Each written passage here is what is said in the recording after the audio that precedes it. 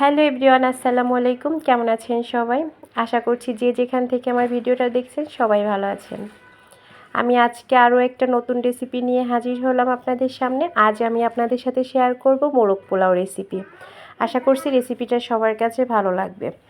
মোরগ পোলাও রান্না করার জন্য চিকেনটাকে আমি ফার্স্টে একটু ভেজে নিচ্ছি। এটা একদমই অপশনাল। মোরগ পোলাওয়ে নর্মালি চিকেনটা ভেজে নেওয়া হয় না, তবে আমি ভেজে নেই, এটা আমার পার্সোনাল চয়েস। তো চিকেনটাকে একদমই হাই হিটে রেখে হালকা করে ভেজে নেওয়ার পর ওই তেলের মধ্যে দিয়ে দিচ্ছি আমি পেঁয়াজ কুচি। পেঁয়াজটা কিছুক্ষণ নেড়ে সফট করে নিব। একদম গোল্ডেন কালার করব না, জাস্ট একটু সফট হয়ে আসলে এর মধ্যে আমি কিছু মশলা ব্যবহার করব। তার আগে গোটা গরম মশলা দিয়ে দিলাম, দারচিনি, তেজপাতা, লং, আর এখন দিয়ে দিচ্ছি আদা রসুন বাটা। আদা রসুন বাটাটাকেও পেঁয়াজের সাথে ভালো করে মিক্স করে নিব যতক্ষণ না পর্যন্ত এগুলোর কাঁচা স্মেলটা চলে যায়। তো মশলাটাকে একটু কষিয়ে নিব। আর আমি এখানে হাফ চা চামচ লাল মরিচের গুঁড়াটা দিয়ে দিচ্ছি। আমি মশলাগুলো ব্যবহার করব আর ধাপে ধাপে পানি দিব, একবারে পর্যাপ্ত পানি দিব না। এখানে আমি গোলমরিচের গুঁড়া আর গোলমরিচ, জয়ফল, জয়ত্রীটা গুঁড়া করে নিয়েছি, সেটাই ব্যবহার করেছি। আমি প্রতিটা মশলা দিব আর একটু একটু করে পানি দিব যাতে করে মশলাটা পুড়ে না যায়। আর মশলাটা কিন্তু অনেক সময় নিয়ে কষাইতে হবে। আপনি মশলাটা যত ভালো করে কষিয়ে নেবেন রান্নাটা তত মজা হবে। এখানে আমি ধনিয়া গুঁড়া আর জিরা গুঁড়া দিয়ে দিচ্ছি। এটা একদমই অপশনাল। এই রান্নায় এটা না দিলেও হয়, তবে দিলে টেস্টটা বাড়ে, আর টেস্ট যেহেতু বাড়ে তাহলে দিব না কেন, তাই না? তো মশলাটা আমি কষিয়ে নেওয়ার পর এখন আমি দিয়ে দিচ্ছি বাদাম বাটা। এখানে কাজু বাদাম আর কাঠবাদাম মিক্স করা আছে। 15-16টার মতো বাদাম আমি বেটে নিয়েছি। বাদাম বাটাটা দেওয়ার পর আমি এখানে দেব মিষ্টি দই। আজকের রান্নাটায় আমি মিষ্টি দই ব্যবহার করব, কারণ ফার্স্টে আমি চিকেনটাকে টক দই আর লবণ দিয়ে মেখে রেখেছিলাম, তারপরেই ভেজে নিয়েছি, তাই আমি এখানে মিষ্টি দই ব্যবহার করছি। আপনারা টক দইও ব্যবহার করতে পারেন। আমার কাছে ছিল মিষ্টি দই, এজন্যই আমি মিষ্টি দইটা দিচ্ছি, তবে অবশ্যই টক দই দিতে পারবেন, কোনো সমস্যা হবে না। আর এ পর্যায়ে আমি কিছু মশলা ব্যবহার করব, যার কারণে রান্নার স্বাদটা অনেক বেড়ে যাবে। দিয়ে দিচ্ছি পেঁয়াজ বেরেস্তা, ঘি, এরপর দিব টমেটো সস, তারপর দিব আমি দুধ। আর এইগুলো দিয়ে আমি মশলাটাকে আরও কিছুক্ষণ কষিয়ে নিব। বিশ্বাস করেন, এই উপকরণগুলো যদি এই পর্যায়ে আপনারা ব্যবহার করেন এই রান্নার স্বাদটা অনেক ভালো হয়। দুধটা দেওয়ার পর মশলাটা কিছুক্ষণ কষিয়ে নিয়ে তারপর আমি দিয়ে দিব চিকেনগুলা। আর চিকেনগুলোকে আমি এই গ্রেভির মধ্যে কিছুটা কষিয়ে নেওয়ার পর তারপর আমি রান্নাটা দুধ দিয়ে করব। আপনারা চাইলে কিন্তু পানি দিয়েও করতে পারেন, তবে আমি পুরো রান্নাটা দুধ দিয়েই করব আজকে। আর এভাবে করে রান্নাটা করলে হোটেল রেস্টুরেন্টের থেকে কিন্তু কোনো অংশের স্বাদটা কম হয় না। বাসায় ট্রাই করে দেখতে পারেন। তো আমি অপেক্ষা করব চিকেনগুলো সিদ্ধ হয়ে আসা পর্যন্ত।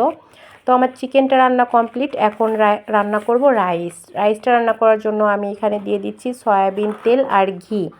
তেল আর ঘি দেওয়ার পর এখানে আমি গোটা গরম মশলা দিয়েছি, তারপর দিয়েছি পেঁয়াজ কুচি 1 কাপ। পেঁয়াজটা দেওয়ার পর এখানে আমি 1 টেবিল চামচ আদা রসুন বাটা দিয়েছি, অর্থাৎ আদা রসুন মিলে 1 টেবিল চামচ। খুব বেশি দেই নাই, কারণ আমাদের চিকেনের গ্রেভির মধ্যে পর্যাপ্ত মশলা আছে। এরপর আমি আগে থেকে ধুয়ে রাখা পোলার চালটা দিয়ে দিচ্ছি। আপনারা চাইলে এখানে বাসমতি চালটাও ব্যবহার করতে পারেন, তবে মোরগ পোলাওটা কিন্তু নর্মালি পোলার চাল দিয়েই করা হয়। এখানে আমি কয়েকটা কাঁচামরিচ ফালি করে দিয়ে দিয়েছি, 5-6টার মতো। আর দিয়ে দিচ্ছি গুঁড়া দুধ। এটাও অপশনাল, গুঁড়া দুধ দিলে টেস্টটা ভালো হয়। আসলে আমরা যখন বাসায় রান্না করি তখন কিন্তু নিজের মতো করে রান্না করি, টেস্টটা যতটা ভালো করা যায়। এরপর আমি দিয়ে দিয়েছি পানি, ফুটন্ত গরম পানি। যে পরিমাণ চাল নিয়েছি ঠিক তার ডাবল পরিমাণে পানি নিয়েছি। আর দিয়ে দিচ্ছি চিনি। চিনিটা দিলে টেস্টের ব্যালেন্স হয়। তো রাইসটার পানিটা যখন শুকিয়ে আসবে তখন আমি দিয়ে দিচ্ছি গুঁড়া দুধ, কিশমিশ, আলু বোখারা আর পেঁয়াজ বেরেস্তা আর ঘি, সব কিছু মিক্স করে নিয়ে সেইটাই দিয়ে দিচ্ছি। তারপর দিয়ে দিব চিকেনের গ্রেভিটা। এখানে আমি চিকেনের গ্রেভিটা কম করে দিব, কারণ আমি গ্রেভিটা আলাদা করে রেখেছি যেটা রাইসের সাথে পরবর্তীতে খাওয়া যায়। তবে এ পর্যায়েও কিন্তু এই যে এভাবে করে রাইসের উপর গ্রেভিটা দিলে টেস্টটা ভালো লাগে, কারণ একদম শুকনা শুকনা রাইস খেতে কিন্তু ভালো লাগে না। তাই চেষ্টা করবেন এই পর্যায়েও কিছুটা গ্রেভি দেওয়ার জন্য। তারপর চিকেনটাকে আমি সুন্দর করে সাজিয়ে নিচ্ছি, আর এর উপর দিয়েও কিছুটা গ্রেভি আর যে পেঁয়াজ বেরেস্তা ওইগুলাও ছড়িয়ে দিব। তো ফার্স্টে আমি চিকেনগুলোকে খুব ভালো করে সাজিয়ে নিচ্ছি, তার উপর দিয়ে আবারও করে আমি যে মশলাটা, চিকেনের যে মশলাটা সেইগুলাই দিয়ে দিচ্ছি। আর এই পর্যায়ে মশলাটা দিলেও রাইসের সাথে মশলাটার ফ্লেভারটা ছড়ায় এবং খাওয়ার সময় রাইসের সাথে মশলাটা থাকে, খেতে ভালো লাগে। এরপর আমি দিয়ে দেব ডিম, যেটা ছাড়া মোরগ পোলাও অসম্পূর্ণ। আর হোটেলগুলোতে দেখবেন এভাবে করে ডিমের মাঝখান থেকে স্লাইস করাই থাকে, তো আমিও একটু সেভাবে করেই নিয়েছি। সব কিছু দেওয়ার পর আমি আবারও দমে রেখে দেব বেশ কিছুক্ষণ সময় ধরে। হাতে সময় থাকলে দিবেন, না থাকলে কম সময় দিলেও হবে, সমস্যা নেই। তো এই তো হয়ে গেল আমার রান্নাটা। এই যে এখানে মোরগ পোলাও, সাথে আমি একটু গরুর টিকিয়া রেখেছিলাম। আর ওই যে সাইডে আছে গ্রেভি, ওই গ্রেভিটা দিয়ে কিন্তু খেতে বেশি ভালো লাগে রাইসটা, শুকনা শুকনা খেতে ভালো লাগবে না।